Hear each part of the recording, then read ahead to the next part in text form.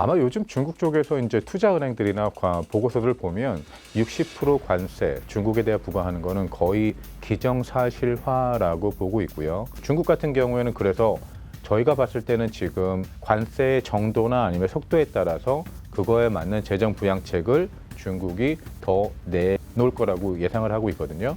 근데 거기서 이제 그 가장 중요한 건 뭐냐면 제 특별한 경제 강의 머니 특강 주식 초등학교 여러분 안녕하십니까? 저는 오늘 특강을 맡은 이재충입니다.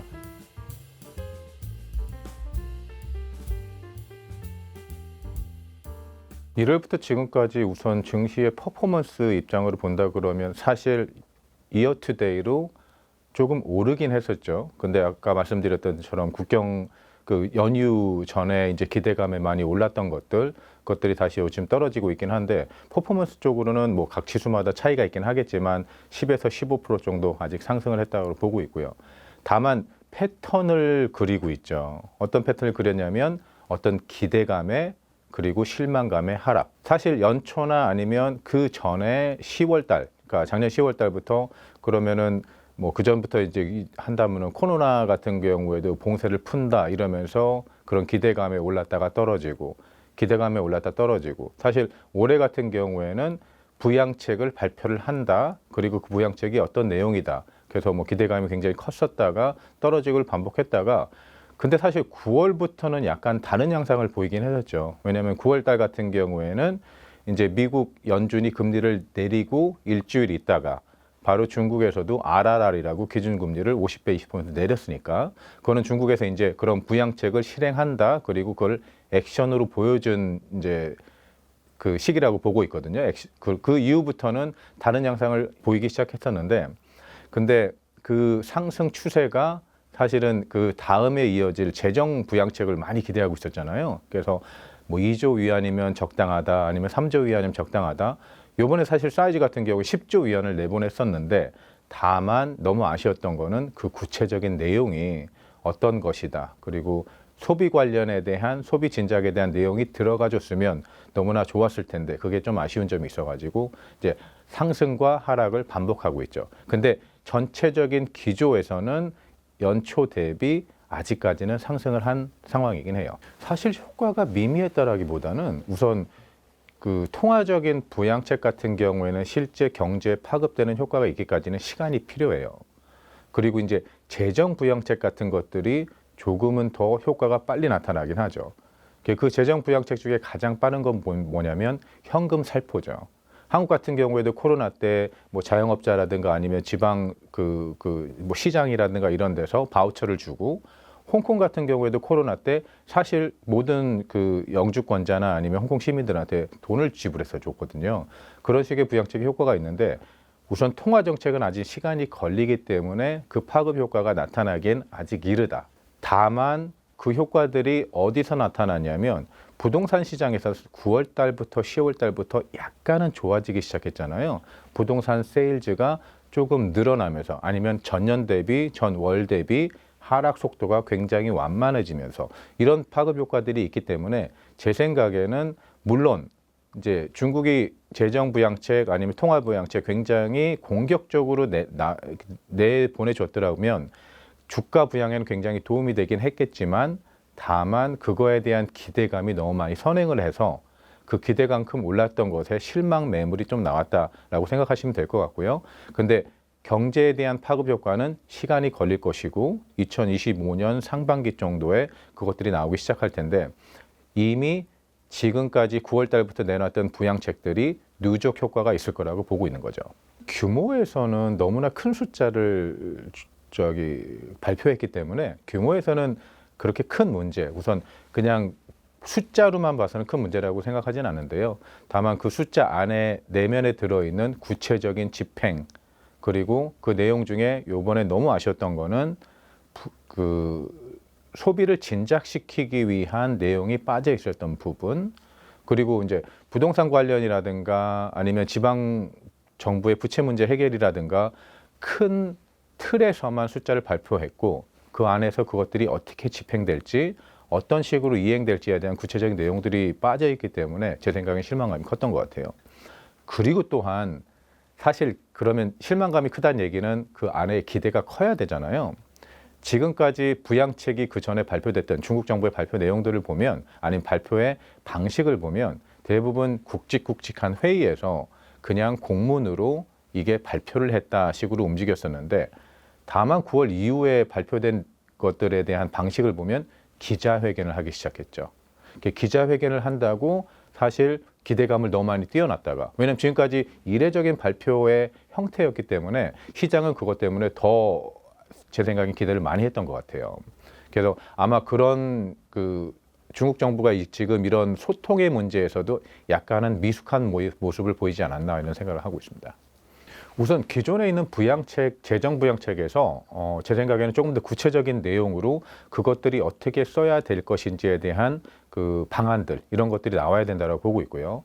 근데 그 부동산 관련해서는 우선 잉여 주택들이 너무 많잖아요. 재고들이 너무 많은데 그것들을 해결하기 위한 방안을 어떻게 할 것인지, 뭐 주택의 가격을 깎아준다듯이, 아니면은 뭐 그 부동산 개발 업체들, 데벨로퍼들한테 아니면 더 많은 융자를 더 준다든지 이런 식으로 좀 구체적인 방안들이 나왔으면 좋을 것 같고요.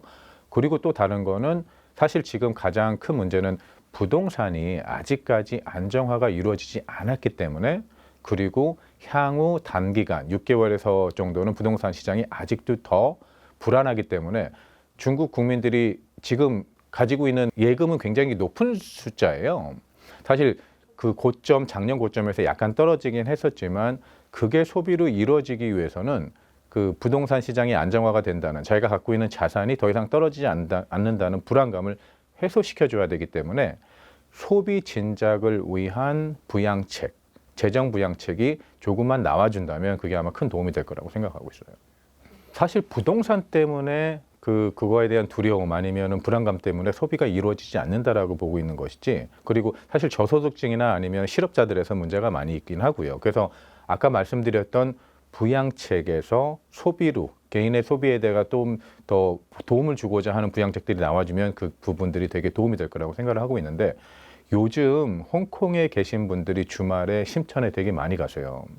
왜냐하면 국경을 잠깐 뭐 기차를 타고 건너든 아니면 걸어서 건널 수 있으니까. 그리고 뭐 사실 뭐 홍콩 같은 경우에는 미국 달러랑 페그가 돼 있잖아요. 그렇게 되면 위안화 가치는 조금씩 더 떨어지면서 그쪽에 물건들이 싸서 다만 싸서뿐만 아니라 홍콩의 사람들이 아니면 요즘 한국 사람들 되게 많이 가거든요. 그쪽에서 아예 주말에 좋은 그 주말 활동을 여가 활동을 보내고 오시거든요. 그렇다면 음식도 괜찮고 가격도 싸고 거기에 그 레저 활동이나 이런 거 하는 것들도 많고 그래서 저희가 그런 것들을 비추어 봤을 때 그리고 최근에 중국에 가는 사람들을 봤을 때 예전에 코로나 때 있었던 문제보다는 많이 좋아졌다고 보고 있어요. 다만 이게 소비를 이루어져야 될 거고 중국 경제에 가장 문제로 작용하는 거는 뭐냐면 향후 이제 관세가 있죠. 그러니까 도널드 트럼프가 관세를 부과한다는 거에 대한 게 거의 확실화되고 있기 때문에 그거에 대한 시장 반응이 안 좋게 나타나고 있다라고 보시면 될 것 같아요. 아마 요즘 중국 쪽에서 이제 투자은행들이나 보고서들을 보면 60% 관세 중국에 대해 부과하는 거는 거의 기정사실화라고 보고 있고요. 다만 그 속도가 얼마나 빠를 것이냐. 이제 대부분의 이제 그 투자은행에서의 분석에 따르면 우선 내년 1분기에 왜냐하면 이제 임명이 됐으니까 대통령이 취임을 해야 되잖아요. 그 이후에 발효를 하기 시작하면 바로 즉각적으로 왜냐하면 그 안에 이제 미국의 이제 법안도 통과해야 되고 이런 것들 때문에 9월쯤에 단계적으로 어떤 상품들이나 아니면은 퍼센티지나 이런 쪽으로 단계적으로 적용될 거라고 보고 있고요. 아까 말씀드렸다시피 60% 관세가 적용이 되면 모든 품목에 적용될 것이냐 그렇다라고 보진 않고 있고요. 왜냐하면 미국도 자기들이 관세를 60% 부과하면 문제가 될 상품들이 있으니까 그런 품목들을 제외한다고 봤을 때 아마 75% 정도의 중국에서 대미로 추출되는 상품들이 60% 정도의 관세를 단계적으로 부과될 거라고 보고 있어요. 제1기 때부터 시작해가지고 디커플링이라는 그 현상 때문에 중국이 대미 수출에 아니면 미국이 대중에서 수입을 하는 이런 비중은 사실 많이 줄었거든요. 하지만 그때와 지금은 중국의 경제 체력이 코로나 이후로 많이 약해진 상황이고 그리고 내수에서의 소비가 굉장히 많이 줄어든 상황이라서 미국이 관세를 60% 부과를 한다. 그리고 그게 얼마나 빠른 속도냐. 그리고 그거에 대한 매그니튜드 뭐 사실 어느 정도까지 하느냐에 따라서 중국 경제에 파급되는 효과는 더 클 거라고 보고 있어요. 그래서 1기 때보다 더 클 것이냐라고는 생각하지는 않고 있고요. 다만 단기간으로 2025년, 2026년 대미 수출 아니면 수출에 관련된 산업에서는 영향을 미칠 거라고 보고 있거든요. 저희는 일부 품목에서는 아마도 제한적으로 보복 관세가 있을 거라고 보고 있긴 한데, 근데 그런 가능성이 굉장히 높다라고 보고 있지는 않거든요. 그래서 중국 같은 경우에는 그래서 저희가 봤을 때는 지금 내수 아니면 자기들이 컨트롤할 수 있는 부분에서 움직여야 된다라고 보는데, 그게 이제 부양책이라고 보고 있어요. 그래서 관세의 정도나 아니면 속도에 따라서 그거에 맞는 재정 부양책을 중국이 더 내놓을 거라고 예상을 하고 있거든요. 근데 거기서 이제 그 가장 중요한 건 뭐냐면, 사실 수출 같은 경우에는 그 무역 상대방이 있어야 하기 때문에 그쪽에 대한 수요가 감소를 한다 그러면 내가 아무리 수출을 하고 싶어도 가격을 떨어뜨려도 그거는 힘들죠. 왜냐하면 수요가 계속 글로벌 수요가 줄어들고 있으니까. 근데 내수 같은 경우에는 중국 정부에서 충분히 자기들이 진작을 시킬 수 있는 부분이거든요. 그래서 이 부분에 대해서 조금 더 공격적으로 통화 정책이라든가 아니면은 재정 부양책을 내놓을 거라고 저희는 예상하고 있어요.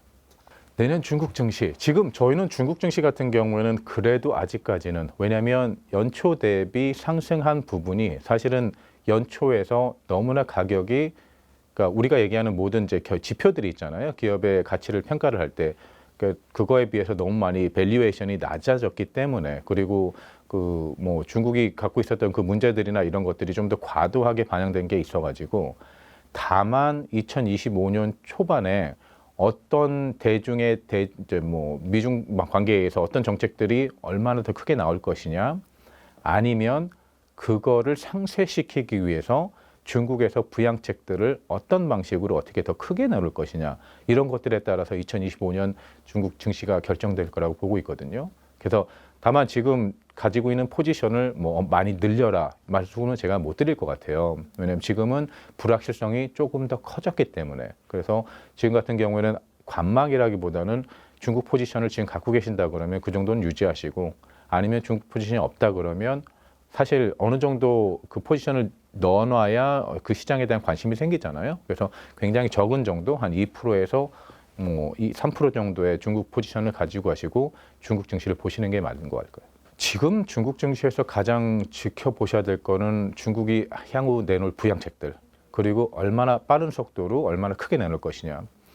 사실 너무 아쉬운 건 뭐냐면, 미국 대통령 선거 때도 카멜라 해리스가 될지 아니면 도널드 트럼프가 될지, 도널드 트럼프가 당선이 되고 나서는 그 위에 어떤 정책이 나올 것들에 대해서 중국은 이미 예상을 하고 있잖아요.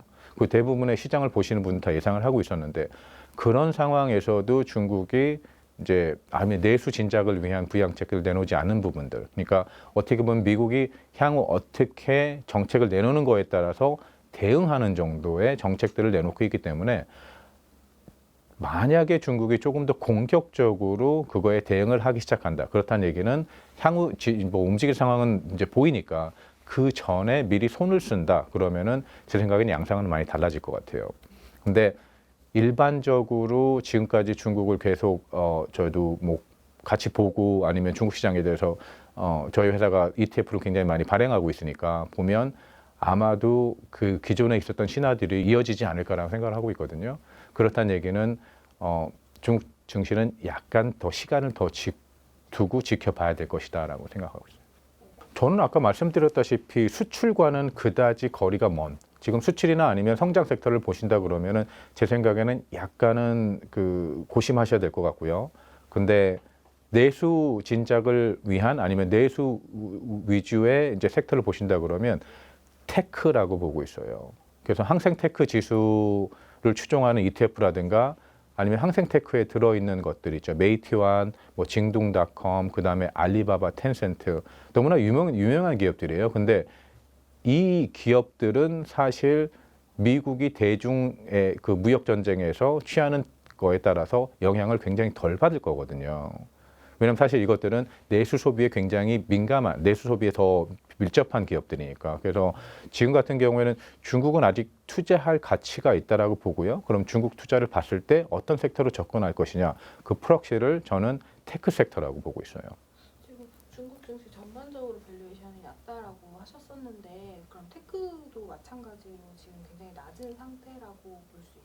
테크 같은 경우에는 밸류에이션이 어떻게 보면 다른 섹터보다 좀 더 낮긴 하죠. 더 밸류에이션 측면에서 매력적이죠. 왜냐하면 그 이유는 사실 그 전에 코로나 때 아니면 알리바바의 그 마윈 사태부터 시작해가지고 그 테크 기업에 대한 크랙다운이 너무 심했었잖아요. 그거에 대한 규제가 너무 심해가지고 가격 하락이 어떻게 보면 좀 더 과도하게 이루어지긴 했었죠. 그리고 뭐 최근에 이제 그 자사주 매입이라든가 아니면은 그 디비든 같은 것들을 더 많이 페이아웃을 더 많이 내놓으면서 사실 주주 가치를 제고하기 위해서 그런 정책들도 많이 있고요. 밸류에이션 측면에서도 사실 우리가 보면 컴페티티브 어드밴티지라고 하거든요. 그래서 ROE 같은 리턴 온 에쿼티 같은 경우에도 테크 기업들을 보면 지금 한 21% 정도라고 보고 있어요. 근데 그 21%가 2021년과 비교해서 그 정도 수준이거든요. 그렇지만 다만 가격은 아직 오르진 않았죠. 그래서 이제 그 수준을 회복하기 위해 회복할 거라고 저희는 보고 있고, 그리고 가장 중요한 건 이제 미국이 대중에 대한 대중 정책을 취하는 거에 아무래도 덜 영향을 받는 테크 기업들이라고 보고 있습니다.